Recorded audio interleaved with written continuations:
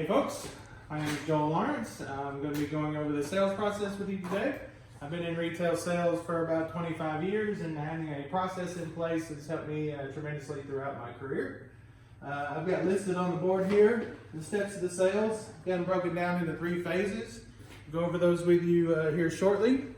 But having a process is important to your success in the auto sales industry. A sales process will give you improved efficiency by establishing a routine and provide you with clearly defined steps to guide your customers from prospects to clients.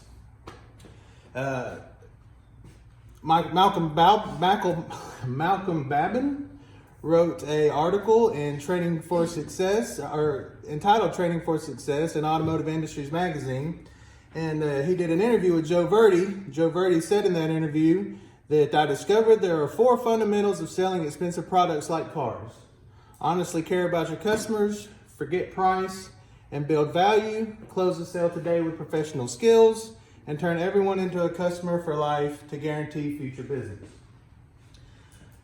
I want to go over the first phase, which is what I call the warm-up phase. It contains 4 steps. I have a little different first step than what you might see in other sales processes or steps. Most of them, they say start with a meet and greet. But to me, the first step of the sale is the first impression.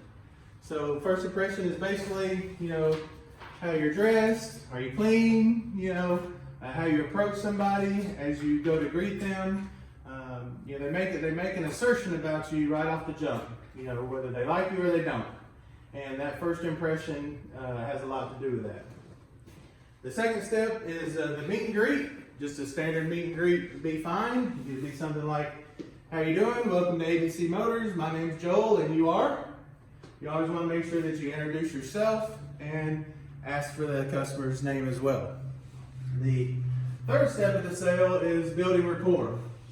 Building rapport is also kind of referred to as gaining common ground, getting to know somebody, find something you have in common with somebody. There are many ways to do that. I like to look at their vehicle. They may have a bumper sticker on the back of their car that says, my kid was an A student at Westwood, was on the honor roll at Westwood, or they may have a Titleist sticker on the back of their car. Maybe a golfer. They may have a bumper sticker on the back of their car that says, I'd rather be fishing. They may have a tennis racket sitting in the back seat. There's lots of things that you can kind of, tell about somebody by their vehicle. So whatever vehicle the customer comes up with will kind of give you some things that you can start right off the jump on talking with your customer out and trying to gain some of that common ground. The fourth step of the sale is investigate. Now, these are in 2 separate steps, but they do kind of intertwine. We don't just go straight from getting to know somebody and gaining common ground to an interrogation like a detective. What are you looking for? Do you want a 2-door or a 4-door, 2-wheel drive or 4-wheel drive? Do you like dark colors? Do you like light colors? We don't just go right into this interrogation. It's an investigation. It kind of goes hand in hand with building rapport. You can ask personal, like, where do you work?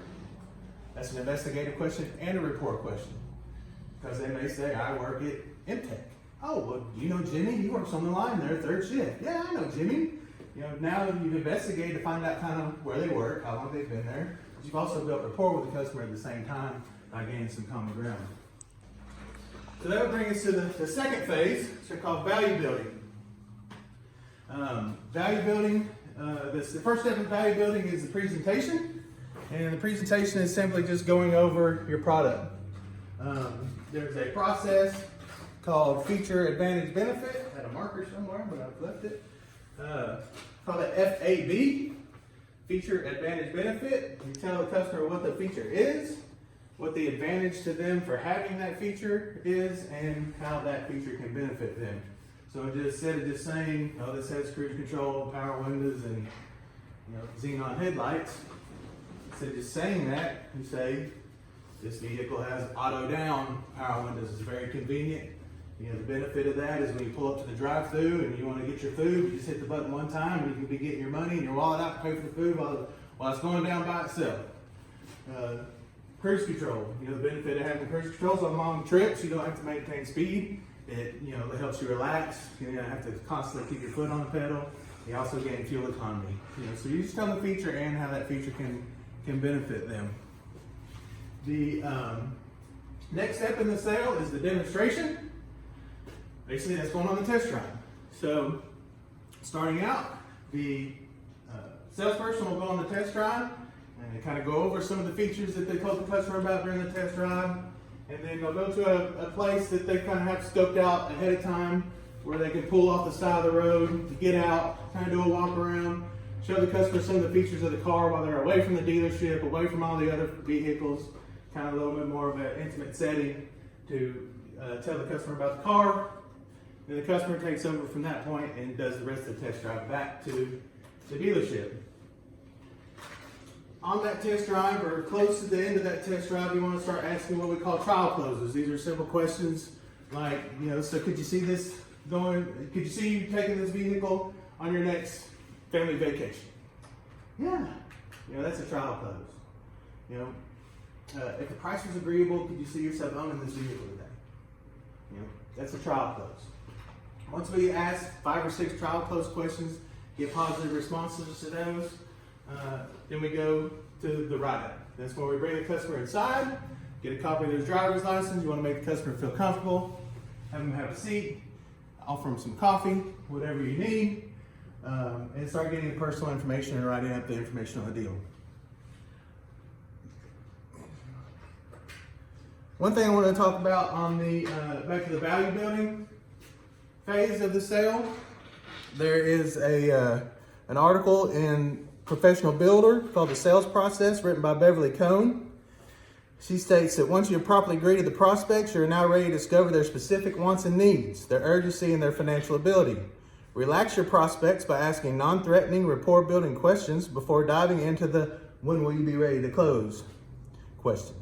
Use open, positive body language, listen attentively, and take notes as needed. These skills all help build rapport between you and your prospects. So that's very important. Once you get the write-up information done, you get all the information done, then that's when the negotiation starts. There shouldn't be a whole lot of negotiation. If you've done all this stuff right, if you've done all this stuff up to here properly, there shouldn't be much negotiating. If you built value in your product, then it should be pretty easy to negotiate the deal and close the deal. If you haven't done all this stuff first, well, then it's going to be hard to negotiate and close that deal. Matter of fact, Victor Manuel Bennett, in a magazine, Management Science magazine, in an article entitled Organization and Bargaining, Sales Process Choice at Auto Dealerships, states, negotiated prices are one factor determining whether a vendor or customer captures the value from a transaction. Firms that systematically negotiate more effectively capture more value. In other words, the more value you build, the more effective you can be in your negotiations. So once you've negotiated a deal, you've agreed on a price, then you simply deliver the car to the customer, and you follow up for future business. You call them in a few days. Hey, just wanted to say thanks for your purchase, see if you have any questions about your new car, ask for referrals, and build a lasting relationship with your customer. To maintain good customer relations and earn the highest potential profits, a well-planned and executed sales process is the key. Sometimes during the sale, we can get off path. Having a road to the sale to refer back to when we get off path will always help us get back on. Taking your time with the client during the warm-up phase, ensuring that you've discovered the client's needs and building value in your product by demonstrating how your product fills those needs, expeditiously closing the deal, and finalizing the paperwork and following up with your customer to create lifetime relationships will most definitely ensure your success in auto sales. Thank you for coming. If you have any questions, I'll be glad to answer them after the speech.